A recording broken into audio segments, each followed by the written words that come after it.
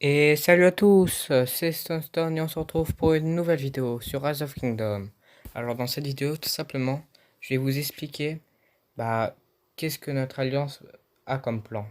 Alors déjà d'une, comme je vais vous le montrer, dans le monument, tout simplement, les sanctuaires vont bientôt ouvrir. Donc bien sûr, comme toute alliance, on va essayer d'en avoir minimum une. Donc celle-ci, c'est obligé qu'on l'a. Parce que l'autre alliance, ils sont à 2 jours de construction et ils sont pas très actifs. Donc normalement, on l'a.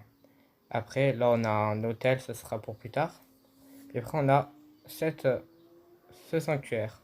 Alors ce sanctuaire, tout simplement, ça va être plus compliqué à l'avoir car il y a les SDH qui vont tout simplement nous barrer la route.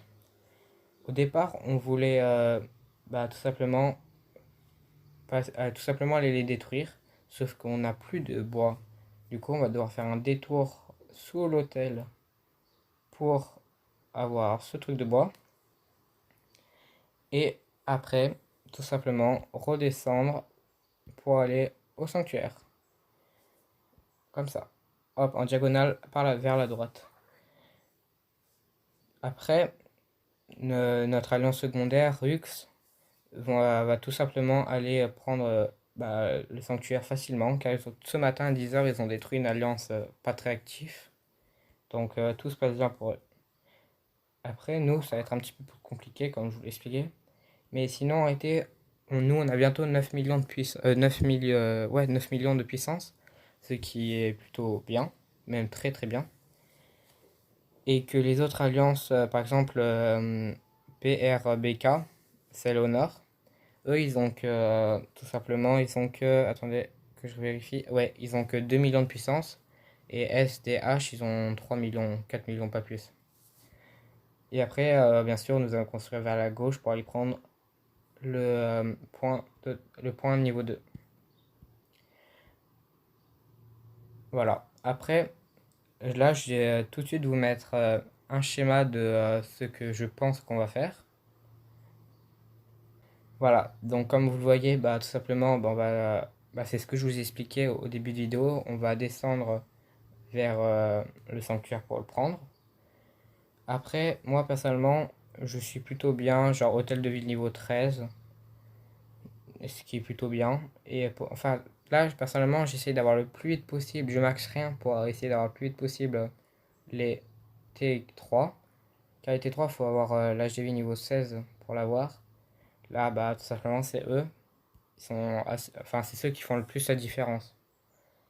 Après, les T4, bien sûr, ça fait la différence, etc. Les T5, etc. Mais là, pour l'instant, je pense au début, c'est les T3 qui font le plus la différence.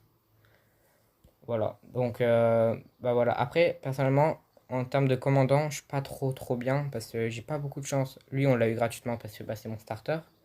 Lui, on l'a gratuitement avec les forts, etc. Lui, je l'ai eu, j'ai eu de la chance. Enfin, je sais pas si c'est de la chance ou pas parce que à part lui, j'ai aucun autre. J'ai lui, mais Pélage, lui, j'utiliserai pas parce que je le connais pas.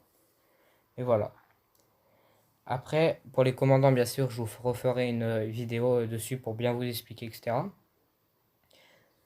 Et voilà, sachez que notre alliance Rufa va tout simplement recrute des personnes plus fortes pour pouvoir plus progresser, minimum 70 000 de puissance. Si vous jouez au jeu et que vous voulez tout simplement nous rejoindre, vous êtes la bienvenue. Si jamais vous n'avez pas 70 000, allez dans notre alliance secondaire. Une alliance secondaire, c'est fait exprès pour que vous progressiez, puis après, quand vous aurez le niveau, vous venez dans l'alliance Rufa. Voilà. Donc on se retrouve pour une prochaine vidéo. Peace.